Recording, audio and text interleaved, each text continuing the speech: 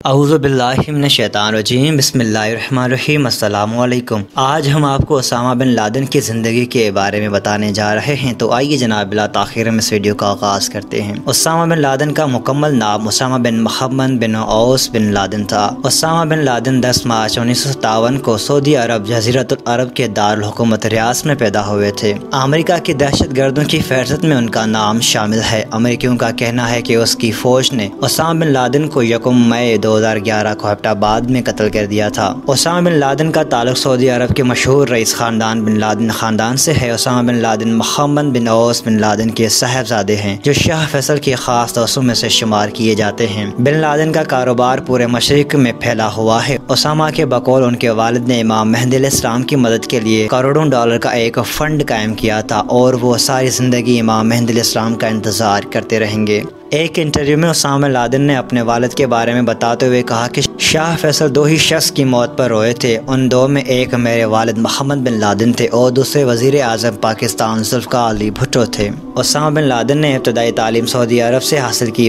بعد ازاں انہوں نے ریاض کے کنگ عبدالعزیز یونیورسٹی سے ماسٹر ان بزنس ایڈمنسٹریشن میں MBA کیا تھا۔ اسامہ بن لادن کے بارے میں بعض مغربی صحافیوں کا ماننا ہے کہ انہوں نے لندن کی کسی یونیورسٹی سے انجینئرنگ کی ڈگری حاصل کی تھی، تاہم اسامہ بن لادن کے قریبی حلقے سے اس خیال کی نفی کی جاتی ہے۔ 80 کے عشرے میں اسامہ بن لادن کے مشہور عرب عالم دین شیخ عبداللہ حزائم کی تحریک پر اپنی تمام خاندانی دولت اور عیش و آرام کی زندگی کو خیر و باد کہہ کر کمیونسٹوں سے جہاد کرنے کے لیے افغانستان آ گئے۔ مجاہدین کے ہاتھوں روس کی شکست کے بعد جب مجاہدین کی قیادت افغانستان میں اقتدار کے حصول کے لیے آپس میں جھگڑ پڑی تو اسامہ بن لادن مایوس ہو کر سعودی عرب چلے گئے۔ جب اسامہ بن لادن سعودی عرب میں تھے، صدام حسین نے 1951 میں کویت پر حملہ کر کے اس پر قبضہ کر لیا۔ اس موقع پر جہاں دنیا کے اکثر ممالک عراق کے اقدام کھلی جارحیت قرار دیا، وہاں باقی عرب ممالک عراق کے اس قدم کو مستقبل میں اپنی سلامتی کے لیے خطرہ سمجھنے لگے۔ اس موقع سے فائدہ اٹھاتے ہوئے جہاں امریکہ ایک طرف کویت کا بہانہ بنا کر عراق پر حملہ کر دیا، تو دوسری طرف وہ سعودی عرب کے سلامتی کا لاحق خطرات کا بہانہ بنا کر شاہ فہد کی دعوت پر مقدس سرزمین میں داخل ہو گیا۔ تاہم اس موقع پر اسامہ بن لادن نے مقدس سرزمین پر امریکی فوجیوں کی آمد کی پرزور مخالفت کی اور شاہ فہد کو یہ تجویز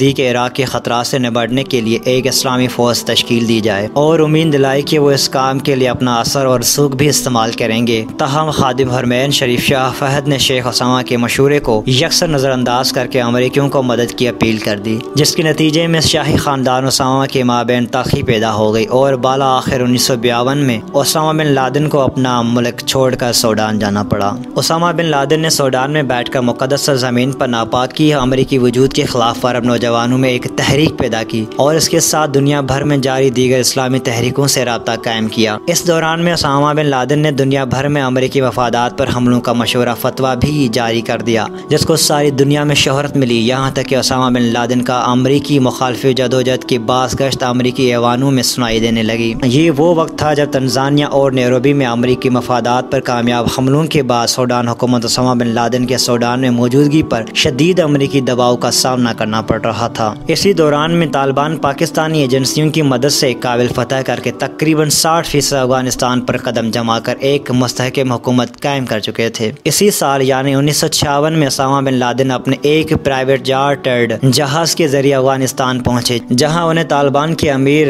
محمد عمر اخوند کے جانب سے امارت اسلامیہ افغانستان میں سرکاری پناہ حاصل ہو گئی۔ اسامہ بن لادن افغانستان کے مانوس ماحول میں بیٹھ کر اپنی تنظیم القاعدہ کو اثر نو سے شروع کیا۔ دنیا بھر میں امریکی مفادات کو نشانے بنانے کی کارروائیاں تیز کر دی۔ اسامہ بن لادن نے اپنے جہادی ٹھکانے جلال آباد سے قریب تورا بورا میں قائم کیے۔ 1957 میں امریکی صدر بل کلنٹن نے اسامہ بن لادن کو حوالگی کے لیے طالبان پر دباؤ ڈالا، مگر طالبان نے اپنے مہمان کو امریکہ کے حوالے کرنے سے انکار کر دیا، جس کے بعد طالبان اور امریکہ میں تلخی کافی بڑھ گئی۔ 1958 میں امریکہ نے کروس میزائل سے افغانستان اور سوڈان پر حملہ کیا اور دعویٰ کیا کہ حملے میں اسامہ بن لادن کے جہادی کیمپ کو نشانہ بنایا گیا ہے، اور حملوں کا مقصد اسامہ بن لادن کی زندگی کو ختم کرنا تھا۔ اس حملے کے بعد اسامہ بن لادن کو اسلامی دنیا میں ایک نئی شناخت ملی، پوری دنیا میں ان کی شہرت ہوئی اور ہر جگہ ان کا تذکرہ ہونے لگا۔ ان حملوں کے بعد القاعدہ کو رضاکار بھرتی کرنے میں بھی آسانی ہو گئی۔ ان حملوں کے بعد اسامہ بن لادن روپوش ہو گئے۔ امریکہ کے شہر نیو یارک اور واشنگٹن میں ہونے والی دہشت گردی کے کارروائیوں کا الزام محض 1 گھنٹے کے اندر ہی ہزاروں میل دور بیٹھے اسامہ بن لادن پر لگا دیا۔ تاہم اسامہ بن لادن نے اس واقعے میں ملحوظ ہونے سے سے واضح انکار کر دیا۔ تاہم 7 سال گزر جانے کے باوجود اس اپنی بنیادی مقصد یعنی اسامہ بن لادن کو پکڑنے اور القاعدہ کو ختم کرنے میں کوئی کامیابی حاصل نہیں ہو سکی۔ آج بھی امریکیوں کے پاس میڈیا کو جاری کرنے کے لیے دعویٰ تو بہت ہیں، لیکن در حقیقت ان کے دامن میں ناکامی کے سوا اور کچھ بھی نہیں پایا جاتا۔ اسامہ بن لادن کی زندگی کی طرح ان کی موت بھی ساری دنیا کے لیے ایک معمار ہے۔ ایک نقطہ نظر کے مطابق ان کی موت کچھ اس طرح سے ہوئی۔ 10 مئی کو ڈان نیوز ٹی وی پر خبر القاعدہ کی وضاحت شائع ہوئی۔ اس میں بتایا گیا کہ شیخ اسامہ بن لادن 2003 میں انتقال کر گئے تھے۔ حالانکہ 4 مئی کو ایک جہادی ویب سائٹ کے حوالے سے یہ بات پھیلائی گئی کہ القاعدہ نے اسامہ بن لادن کو موت کی تصدیق کی ہے۔ القاعدہ کے راتوں کے کئی سال تک تعاقب اور پکڑے گئے قیدیوں سے تفتیش کے نتیجے میں CIA نے پتہ لگایا کہ پاکستان علاقے ایبٹ آباد میں ایک مکان ایسا ہے جس کی رہائشی پر اسرار حد تک خود کو سماجی معاشرتی معاملات میں محدود رکھتے ہیں، حتیٰ کہ المکان اس جگہ کی جاسوسی کرنے کے باوجود حکام اس میں اسامہ بن لادن کی موجودگی کی تصدیق کرنے میں بھی ناکام رہے۔ بالآخر امریکی حکام نے رسک لینے کا فیصلہ کیا۔ پینٹاگون نے اس مکان پر فوجی آپریشن کی منظوری دی اور اس آپریشن افغانستان میں بگرام میں موجود امریکی فوجی اڈے کو آپریشن مرکز بنایا گیا۔ اس سلسلے میں امریکی فوجیوں کو اس بات کا اندیشہ نہیں تھا کہ وہ پاکستانی حکام پچھلے واقعات کی طرح اس در اندازی پر بھی خاموش رہیں گے۔ اندیشہ صرف اس بات کا تھا کہ کہیں اتنے اہم اور بڑے آپریشن کے نتیجے میں اسامہ بن لادن تو دور کی بات القاعدہ کا کوئی بھی رکن ہاتھ نہ لگا تو آنے والے وقتوں میں ان کے حوصلے ٹوٹ سکتے ہیں۔ 1 مئی یا پھر 2 مئی 2011 کے درمیانی شب 3 امریکی فوجی ہیلی کاپٹر نے پاکستانی سرحد عبور کر کے اس مکان پر دھاوا بول دیا۔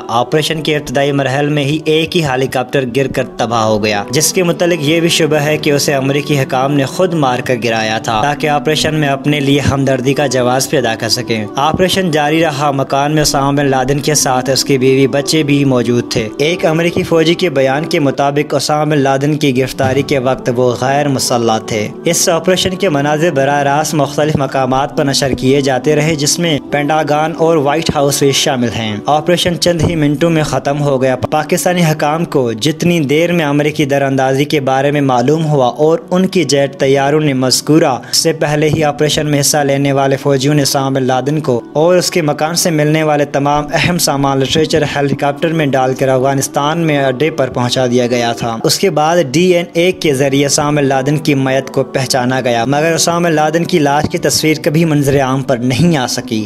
بعد ازاں اس کو بحر عرب میں سمندر پر برد کر دیا گیا تھا۔ مشہور امریکی صحافی سیمور ہرش نے اسامہ کے اس حملے میں موت پر شک کا اظہار کرتے ہوئے کہا کہ امریکی روداد جھوٹ پر مبنی ہے۔